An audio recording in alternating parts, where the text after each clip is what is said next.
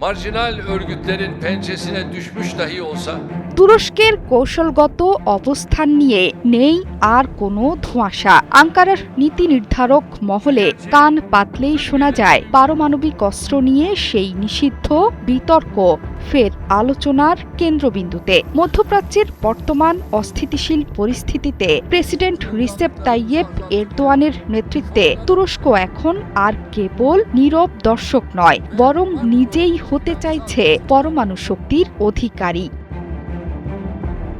এই প্রসঙ্গে বহুদিন ধরেই উচ্চকণ্ঠ রিসেপ তাইয়েপ এরদোয়ান। তিনি বলে আসছেন, বিশ্ব ৫-এর চেয়েও বড়। জাতিসংঘের নিরাপত্তা পরিষদের ৫ স্থায়ী সদস্যের একচেটিয়া ক্ষমতার বিরুদ্ধে এই স্লোগান এখন মোড় নিয়েছে পারমাণবিক বৈষম্যের দিকে। আঙ্কারা বারবার বলে আসছে, ইসরায়েলের হাতে আছে অঘোষিত পরমাণু অস্ত্র ভাণ্ডার। তা সত্ত্বেও বিশ্ব শক্তিগুলো কেন চুপ করে আছে? ২০২৩ সালে গাজা যুদ্ধের পর এই প্রশ্নটি আরও জোরালো হয়ে উঠেছে। এরদোয়ানের মতে, কিছু দেশের হাতে চূড়ান্ত ধ্বংসাত্মক ক্ষমতা থাকবে আর বাকিদের ওপর চলবে নজরদারি। এমন দ্বিমুখী নীতি মানতে নারাজ তুরস্ক।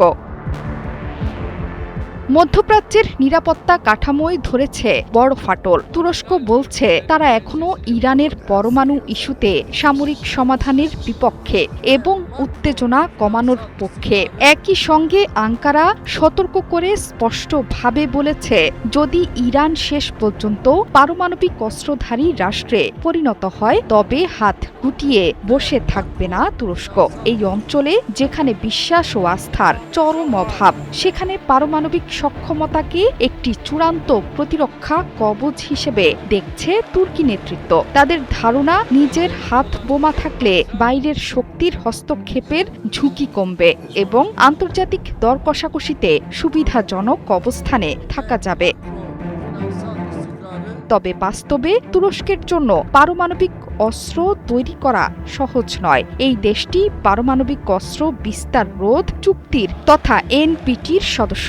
বিশ্লেষকরা মনে করছে, অস্ত্র অপ্রসার চুক্তি এবং সম্ভাব্য অর্থনৈতিক নিষেধাজ্ঞার ঝুঁকি এড়াতে তুরস্ক সম্ভবত একটি ভিন্ন কৌশল নেবে। একে বলা হচ্ছে নিউক্লিয়ার ল্যাটেন্সি বা পারমাণবিক সুপ্তাবস্থা।